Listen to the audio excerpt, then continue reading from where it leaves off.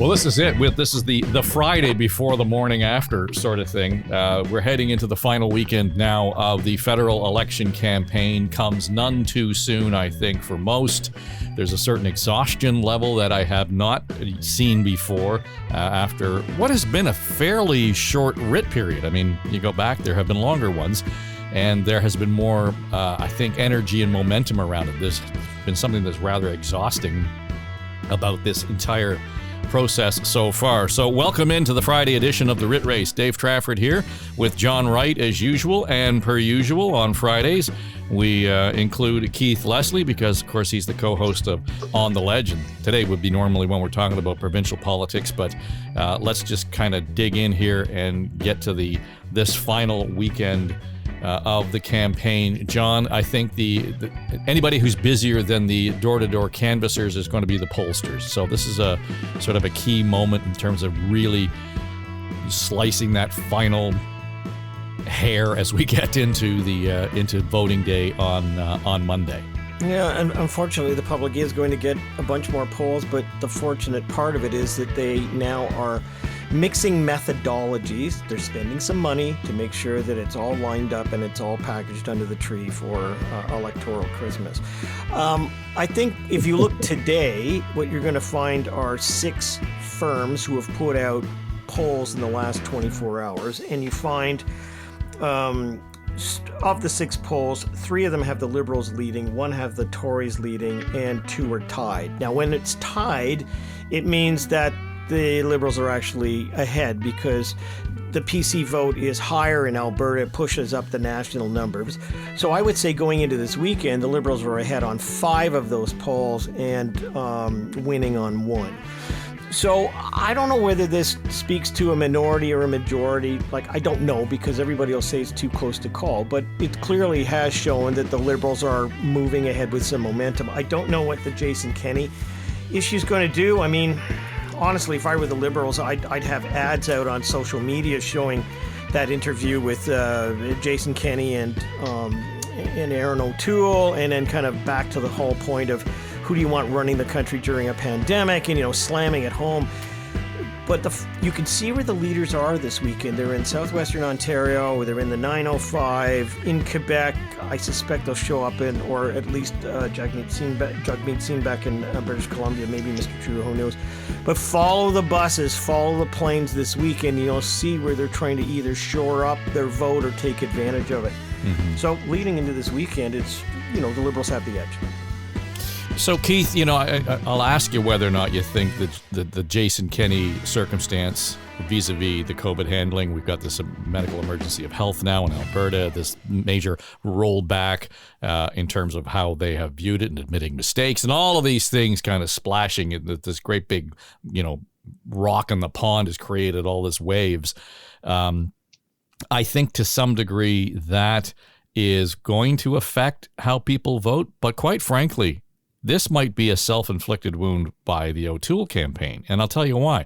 I'm listening yesterday as he is not answering the question. The question keeps coming up. Recently, you endorsed, Jason Kenney's handling of the pandemic versus the prime minister's and said he was doing a better job than Trudeau. Is that still what you think? And instead of having an answer to that question, he insisted on saying, I'm going to work with all the provinces. Shouldn't his answer have been at least, Jason Kenney right now is handling the COVID pandemic. It's a crisis that needs to be handled.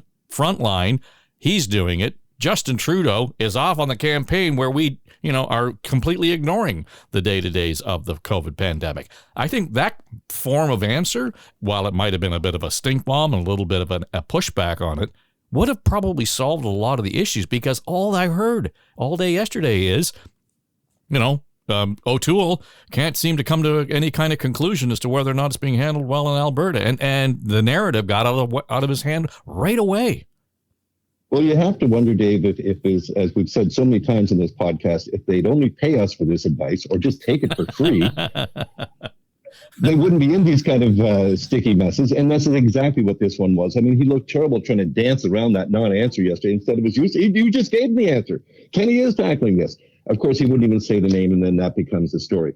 This To me, though, it takes it right back to the beginning of the campaign when a lot of people said, no, people aren't going to be voting on the vaccination status and all that kind of stuff. They are going to be. And here's why in one part. Doug Ford, late to the party as usual, he had to kick Rick Nichols out of the caucus for refusing to get vaccinated. And yet O'Toole won't even say if his candidates are vaccinated till this point. And after all this time, you can bet an awful lot of voters are looking just at that, right at that particular point. Even Doug Ford took the step of enforcing it, a vaccine mandate. And as we all know, the vaccine mandate, when that talk started, John's talked about this before, that's where Maxime Bernier and the People's Party started rising. And of the polls, which we started talking about, of the polls that really caught my eye was Nick Kouvalis, who's probably the hardest right-wing conservative of the bunch of them, says that it's a liberal minority, perhaps a liberal majority, depending on how much of the conservative vote that Mad Max sucks off. And it says it's going to be, Kouvalis predicts that the PPC is going to take between 2/3 and 3/4 of its votes from conservatives. Yes, there's other people that are supporting the People's Party, but his estimate is that 2/3 to 3/4 of those people will be coming from Conservative Party of Canada votes, and that's going to hurt O'Toole as well. And all of it helps Trudeau get back in, perhaps even with the majority he was seeking, which would really be rewarding a man for the wrong reason. Okay, so I'm certainly not the pollster in this group, and certainly don't really have any kind of sense of what's happening specifically on the ground in any one of these key ridings that's battleground. But John, it occurs to me, now that this may be just my sort of goofy and short-sightedness, but it occurs to me that if in fact the Liberals and the Conservatives and the NDP are in a very tight race anywhere, say in the GTA or the 905, let's be more specific, and there is any inclination that the Conservatives are going to win, they're going to be making grounds based on soft Liberal vote or Liberals who are disenchanted with Trudeau.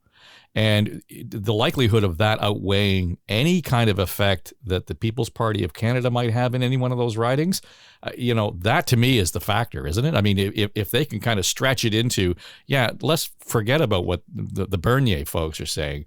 If you're annoyed and pissed off with what Trudeau has been saying and doing, there's probably more momentum and traction there. So does that not minimize the impact that Bernier may have? Well, Bernier and the PPC are a strange creature because they're just still evolving. They're not, they're not your father's PPC.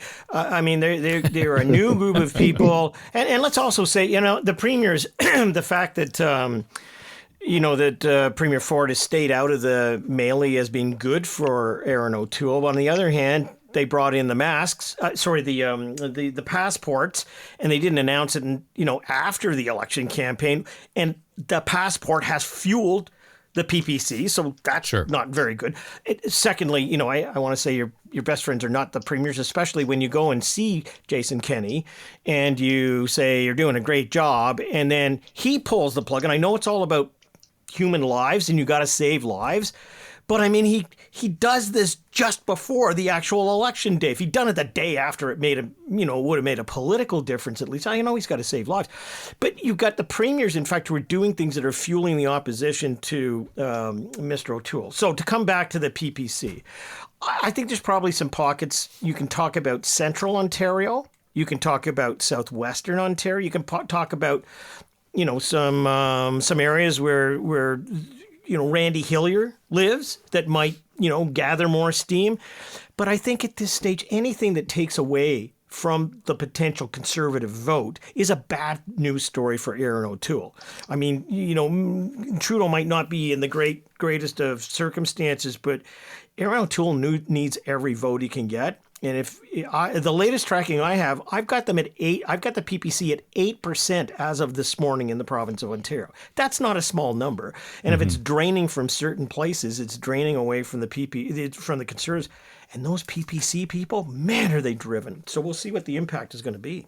Yeah, it'd be interesting to see if there's a way to actually measure, by party, what percentage of the supporters actually got out to vote. I realize that's sort of a vague a number, but if you can measure the motivation by party to get out on Monday, it might be a pretty interesting thing. And just to your point, you have just given me another answer that O'Toole should have had in his bag Right? I mean, here we have the premier of Alberta is not politicizing vaccines. He's not politicizing COVID. He could have delayed this entirely. We know he's acting in the moment. Listen to the Trudeau Liberals. They only want to politicize blah, blah, blah, blah, blah, blah. Should we do a cha-ching here, Keith? I think, right?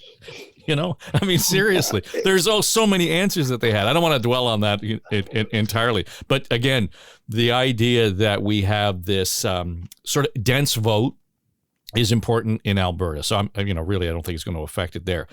But back to the polling in the GTA, and we sort of touched on this yesterday, John, the idea that the vote is Liberal dense in the GTA primarily because of the 416. When we take the 416 out of that, does that still show the Liberals with an edge, say 416, 905, kind of on the edges of the southern parts of 705? Well, I invite people to go to the Ipsos site. If you're on Twitter, you can look in the last 24 hours, and Daryl Bricker put out a great piece, and they did a 555 sample in the 905, and they found that the Liberals were leading by, I think, just by memory, it's like 6 or 7 points.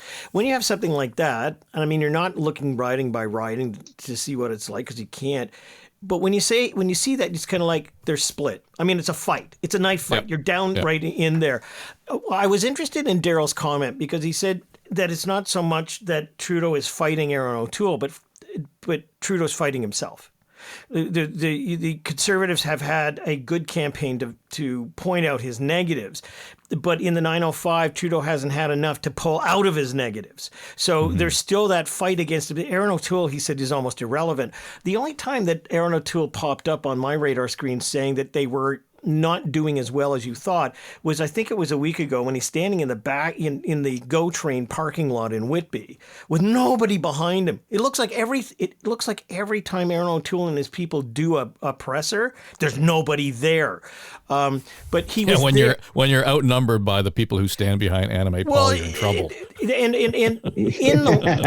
But even in the one where it was out, the presser was out in Pickering or Whitby at the GO station, there's some guy in the back slumped against one of the light posts, and that's kind of it.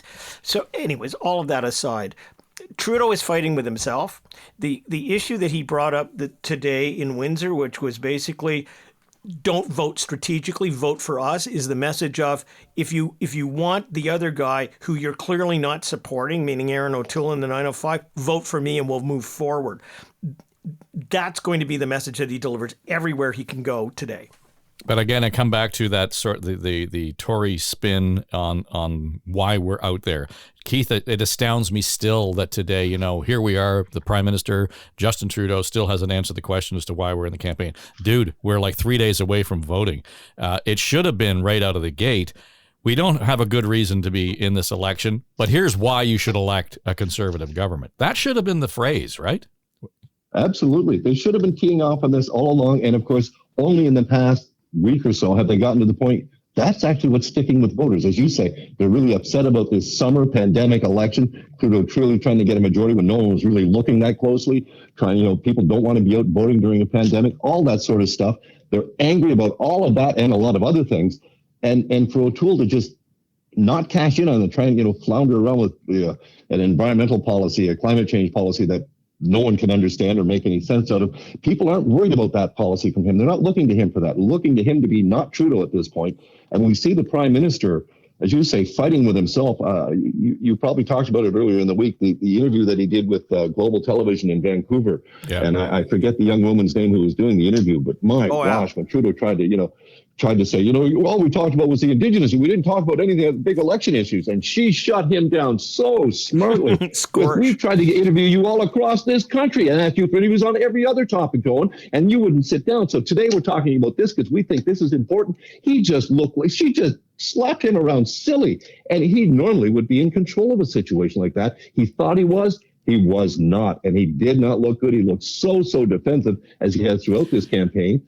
And as you said at the start of this question, Dave, he still has yet to provide a real solid reason for going to the polls. Well, he says, times are changing. The decisions are being made now about how we come out of the pandemic, how we cope for going forward, what needs to be done. Well, your government was making those decisions. No one was complaining that you couldn't keep doing them. No one was stopping you from doing them in the legislature, in the columns, as far as we could see. You were getting stuff through. You were having to compromise on things, but work was getting done. He has yet to come up with that valid answer. And the fact that it took the Conservatives so long to just hammer that point continuously. I noticed Jagmeet Singh's interviews now. He continually hammers on that point. He says, we're different with this. He doesn't have a lot of solid answers himself on the specifics of the NDP campaign, but he's very specific about we shouldn't be in this election right now. Both of those leaders are now hammering Trudeau over that, as they should have been throughout the entire campaign, because I think that's one of the issues that people are angry after 18 months of this pandemic, no matter what. And they're not necessarily angry at the government or angry. They're just angry. They're mad. They're fed up. They're frustrated. And here comes along and goes, well, in the middle of the pandemic, when I'm telling you, don't do this, don't do that, don't do that. But, we can have a campaign and we can vote and I can cram, 100 people into a banquet hall and I can do all these. It's another example of this, do what I say, but not what I do.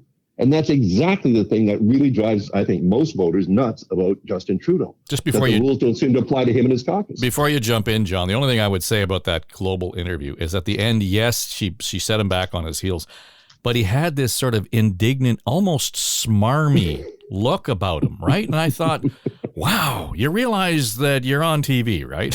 Well, he actually, how he responded was when she said very politely and very professionally, his response was, wow. Like, how dare, wow, like, how dare you? Condescending could you be? Yeah, it was like wow. Look, there's only one happy warrior in this whole place, and it's Jagmeet Singh. He's in Quebec today, and he's being asked questions, and he's doing what a politician does. He's not giving either way who he's going to dance with when the lights turn on or off or whatever, but he's just keeping to his script. But he's out there free from all of this sort of stuff while the other two going on. And tone. I want to focus on tone for a moment. Mm-hmm. Tone in the final days of the campaign in 2015 were really a Liberal brilliant move. They brought in the ad company, and you'll remember those sweeping ads where he was with thousands of people in a room, and it was like, hope and the sunny ways, and we're going ahead and all that. It was the last week, and the full page ads in the newspaper, stuff like that. Okay, we're years later. He can't have 1,000 people in a room, and he can't, they're not buying full page ads.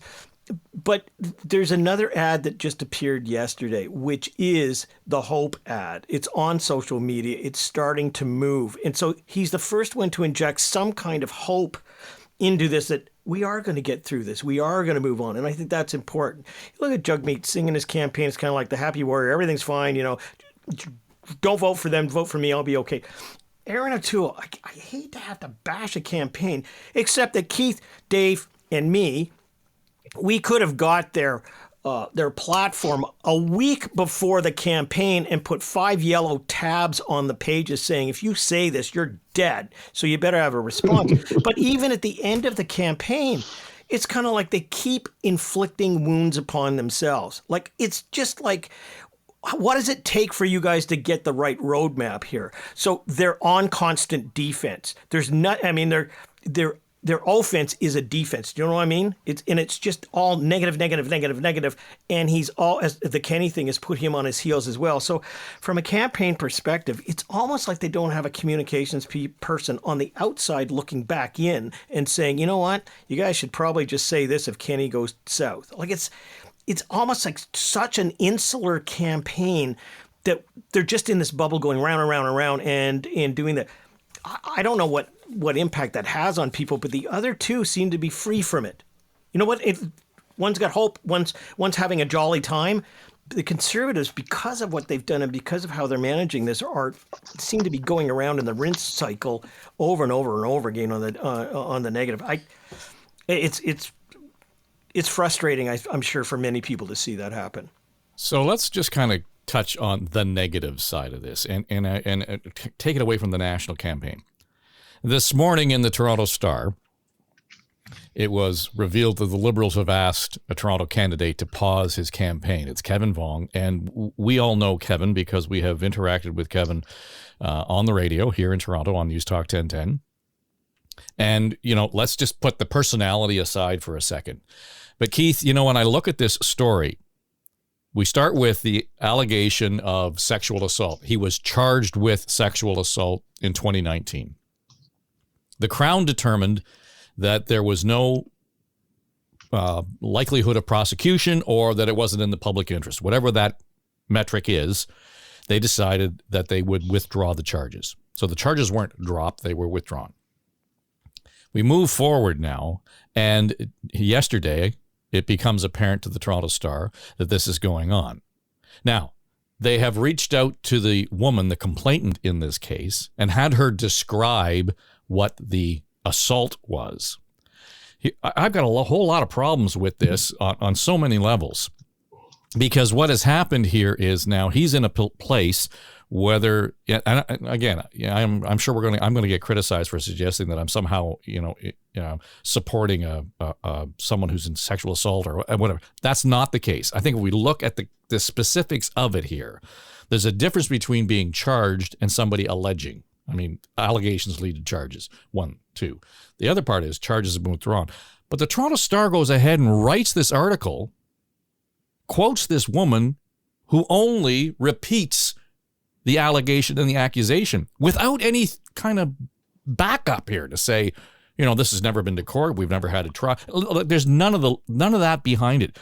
To me, there's a whole ethical question as to whether or not this story should have even been written. And that's not just to condone or condemn behaviors here of those involved.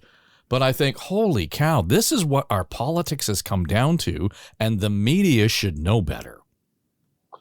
Well, seeking out to write this story, I mean, it was news 2 years ago when the charges were withdrawn. If it was a newsworthy story for the Toronto Star, it was so 2 years ago. To go seek her out and to update the story with the same allegations after the charges were withdrawn 2-3 days before a national election in which this fellow was a candidate seems really bad judgment. How's that? Bad media judgment. The timing of this story, if it was going to be relevant to this person's campaign, then it should have been raised at the beginning of the campaign. Now, the other side of this, and this is one that's going to be on Kevin, if he did not disclose this to the Liberal Party beforehand, and apparently they didn't know, then that's on him, because you don't sandbag the leader, and that's what's happened here. Trudeau's now going to have to, decide what to do with this fellow. I gather they haven't removed him as a candidate yet. It's under review. So what is he supposed to do? Don't sandbag the leader. This should have been disclosed by him up front. But again, I would agree with you, Dave. I question the timing of the story and the need to do the story at this point. You haven't moved the story forward at all, as far as I can tell. All you've done is repeat the allegations 3 days before people go to the polls. Well, the only thing they've really updated is, to your point, that the Liberal Party didn't know that this was going on. Everybody else in the story did. And John, my concern is here, there have been all kinds of wedge issues here. We've politicized abortion. We've politicized gun control. In this case, we're politicizing sexual assault. Well, look, the Crown dropped the charge. I mean, we're into a semantic issue here of withdrawn. Withdrawn means you didn't go through with it because they didn't have enough evidence, meaning that whatever allegation was made in the Crown's eyes. And nowadays, when a sexual assault charge is being considered, they go full on. I mean, there's only 2 other crimes where they do that, and that's called drinking and driving and holding onto your cell phone outside of the big ones like murder. I mean, they will take you all the way. They didn't just withdraw it, they dropped it. So to your point, Keith, I agree entirely.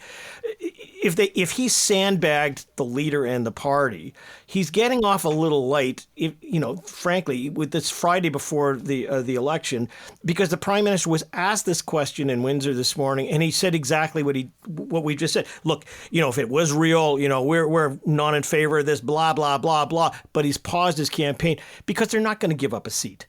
Honestly, the political implications of this, of having him resign at the last minute, just or take him out, forget it. He ain't. But that's what makes it all dirty for me. All of a sudden, we're hanging the possibility of whether or not we're hinging minority majority on an allegation of sexual assault. That's what this comes down to. Yeah, I understand it, but it's also from a party who, when the allegations of sexual assault have taken place in the Canadian military, rather than doing something about it, they've had yet another commission. I think it's the 3rd one that they're going through. So this is a party which is hypocritical in itself, but is doing what you'd expect them to do. And that's kind of like, we're just pausing it. We'll move on. It's all been for political gain. Look, we all know, Kevin, Kevin's a great individual who we've come to know. And I think that no matter how many people across this country have been charged with something and had it dropped or had an absolute discharge, which is the other way of doing it, I mean, the fact of the matter is that the law has determined that there wasn't enough there. And you can't go through life with this Damocles thing hanging over your head. I just feel badly that the Toronto Star decided on a Friday before the election or the Thursday that they were going to write this big expose. And it's just, I guess it has to be disclosed. But man, oh man, again, we've got people in the military who are being charged with stuff that happened allegedly 30 years ago nowadays. And it just boggles my mind. Well, to be fair, I think it's also the woman in this case, the complainant in this case. I'll direct everybody to go and read the article because it spells it out fairly well. But they've dredged this up for her. Correct. She was not aware, for example, that the Crown had withdrawn the charges, and that becomes part of this story today, Keith. I just think that. Who the hell? What was the point of the story? Knowing full well that he wasn't going to be taken off the ballot. I mean, I don't get it. I mean, we have quite literally come to the point in this story where we have determined that an allegation of sexual assault, oh my goodness, it's going to make the difference between the possibility of the Liberals having a majority or a minority. I mean, that becomes the calculus around this.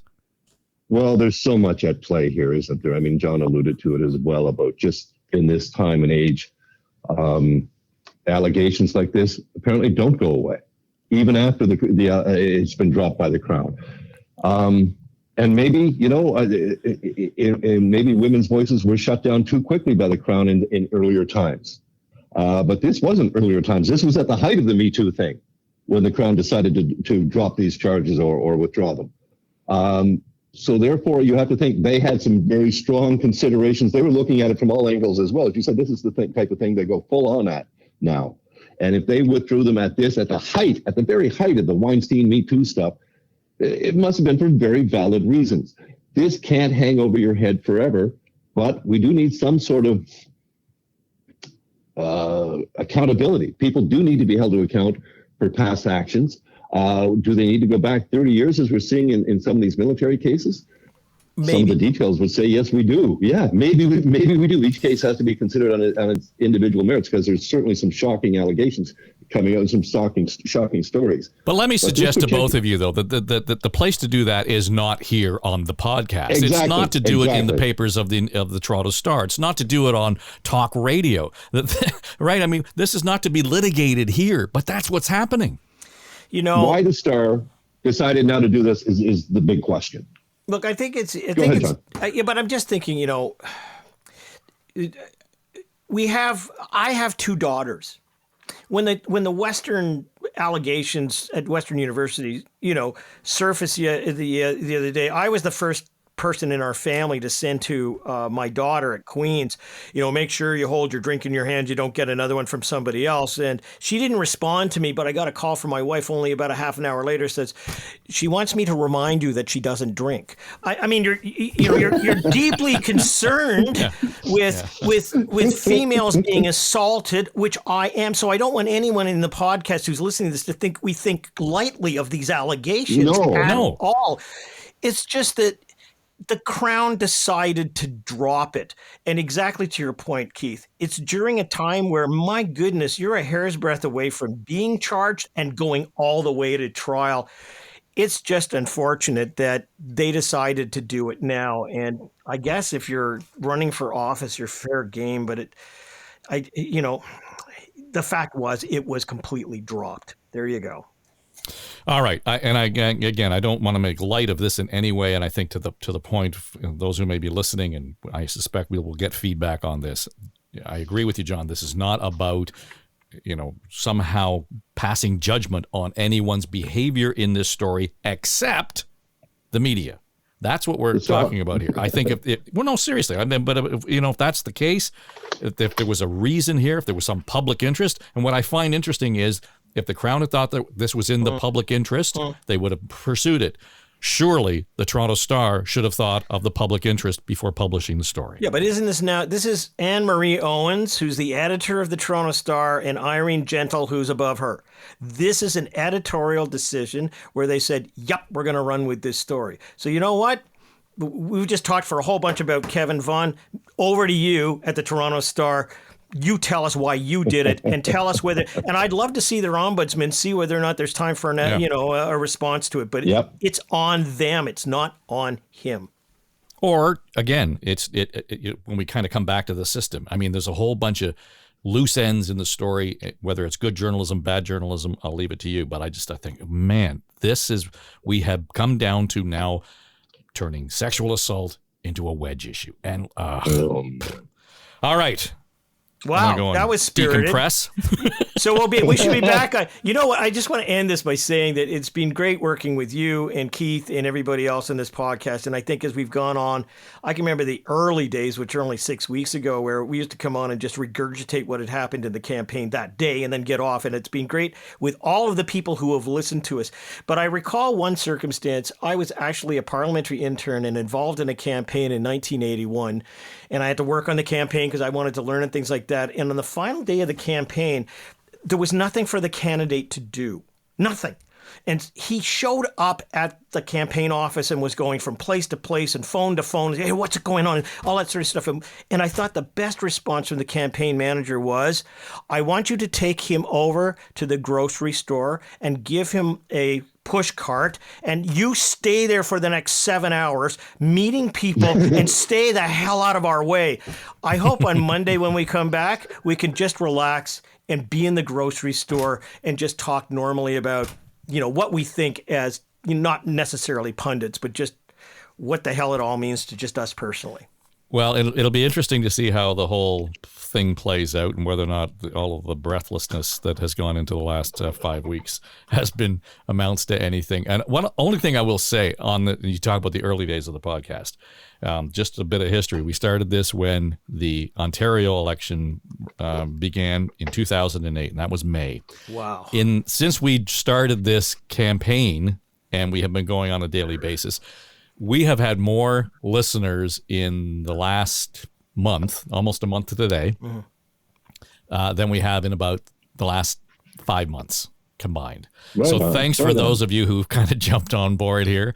And, and we're not going away. I mean, No, we're not going away. We're already considering something else that might be different but the same. So yeah. It's great. We'll evolve it. So anyway, that'll do it. Thanks, Keith. I hope you enjoy your weekend. In Atlantic Canada. You're an hour ahead of us, so you get all the good news first.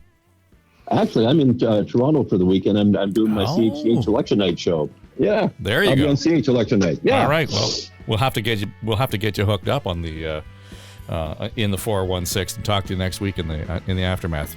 Thanks for joining us. He's Keith Leslie, along with John Wright. I'm Dave Trafford. This is The Writ Race. It's an Eye Contact podcast.